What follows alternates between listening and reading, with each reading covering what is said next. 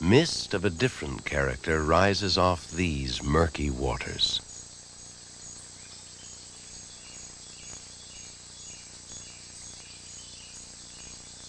It almost seems to lurk, hovering over the drooping moss. It creeps along the oozing earth and hides the watchful eyes of a floating alligator.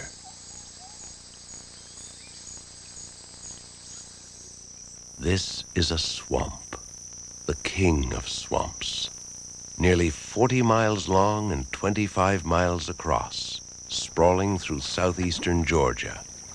Its name ranks among the most romantic and forbidding in American folklore. Okefenokee, land of the trembling earth. Millions of years ago, this land lay submerged under the ocean when Florida itself was an island. Over the millennia, the waters receded, but according to one theory, this shallow depression in the ocean floor refused to dry out.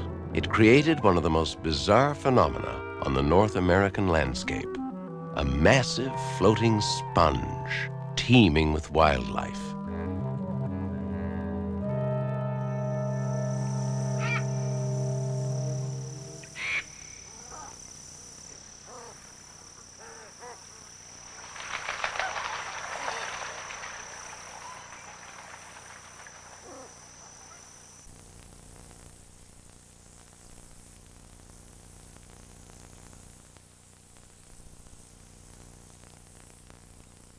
Here at Okefenokee, vegetation is in a constant state of decay.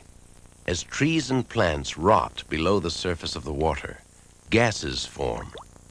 The gases push the solid matter upward. It eventually forms peat mounds that drift along the waterways. As the peat mounds snag on trees, they begin to join together, forming a kind of floating crust of earth. In places, the bogs can be as thick as 20 feet, able to support the immense cypress trees found throughout the region. The Creek and Seminole tribes that first settled here in the mid-1700s found that some of these islands could support year-round communities. But the Native Americans also knew that in a swamp, one is rarely on solid ground. They named the area for its most unnerving characteristic. Because the peat is so unstable, a heavy footfall can make trees sway and bend as far as 20 yards away.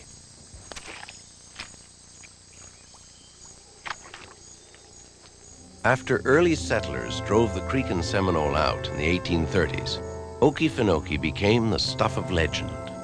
There were rumors of outlaws in hiding, of Civil War prisoners and deserters, and of runaway slaves. But more likely, there were just a few homesteading pioneers. Composer Stephen Foster honored these men and women and the Suwannee River in his song, Old Folks at Home. Way down upon the Suwannee River, far, far away, there's where my heart is turned. The swamp has survived human enterprise and human folly. In the 1890s, Georgia lumber barons attempted to drain the land in order to harvest its cypress and create plantations. They got off to a good start, dredging the 20-yard-wide Suwannee Canal. But the primordial bog refused to be drained dry, and their scheme, and those of other lumber companies that followed, eventually collapsed. The man-made canal remains, today providing access to the swamp's prime attraction, its animal life. Since 1937, nearly 4/5 of the swamp has been protected as the Okefenokee National Wildlife Refuge, the largest in the East.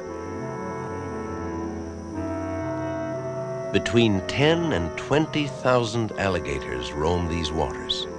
They're usually seen lounging about on a riverbank or a log. It's not that they're lazy. As cold-blooded reptiles, they have to soak up the sun's rays in order to function.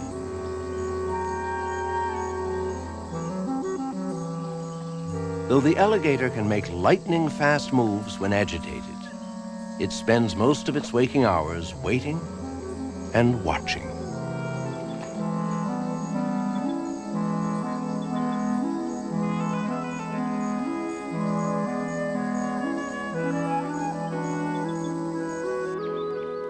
The refuge is also home to raccoons, otter, and countless birds, including the white ibis and black vulture.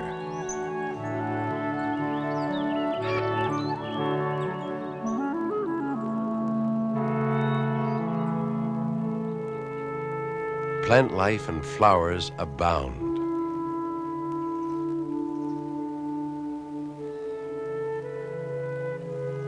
Ever present is the cascading Spanish moss, not really a moss at all, but a rootless plant that derives all its nutrients from air and rain. And there are still a few stretches of uncluttered prairie, which in swamp talk means open areas of water filled with water lilies, grasses, sedges, and other aquatic plants. At Okefenokee, even the water itself is remarkable and a little eerie. The combination of rotting vegetable matter and brown tannin conspires to make the still surface of the swamp a nearly flawless mirror.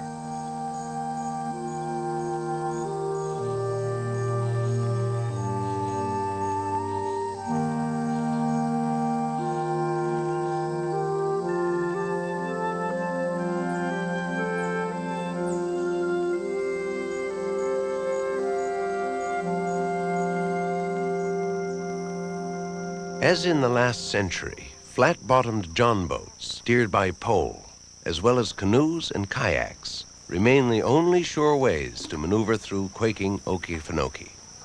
But the labyrinth of waterways made an ideal setting for Prohibition-era moonshiners, and for hermits today.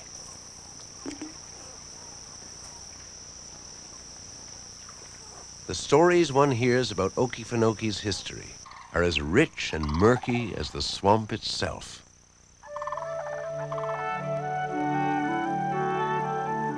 Everything here seems to play a trick on the imagination, to challenge the eye, to confound and confuse, to whisper something important, and to keep something secret. The swamp remains an ever-unfolding mystery, with origins reaching back to the dawn of the land.